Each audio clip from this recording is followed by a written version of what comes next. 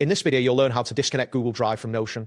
This process involves navigating through several settings within your Notion account to successfully remove the connection to Google Drive. Begin by opening your web browser and navigating to the Notion website. Ensure that you are using a supported browser for optimal performance. After the page loads, you may need to sign in to your Notion account if you're not already logged in. Enter your credentials and click sign in to proceed. Once you are signed in, look for your profile icon, typically located in the bottom left corner of the screen. Click on this icon to reveal a menu after the menu appears. Select settings to access your account settings. This is where you will manage various aspects of your Notion account. Within the settings menu, locate the account tab. Clicking on this tab will take you to a new section where you can view your account details. Next, find the connections section, which is usually listed in the left sidebar. Selecting connections will display the services linked to your Notion account, including Google Drive. After accessing the connections section, look for My Connections.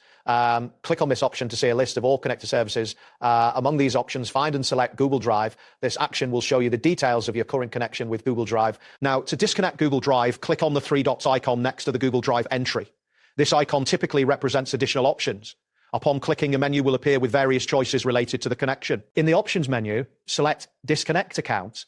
This action will initiate the process of removing the Google Drive integration from your Notion account. You will be prompted to confirm this action. Look for a message that asks if you want to revoke access for your specific Google account. Confirm this by clicking on the option that states Revoke Access for your email address. A confirmation dialog will appear to ensure that you want to proceed with this disconnection. Finally, click on Yes to complete the process. This will finalize the disconnection of Google Drive from your Notion account.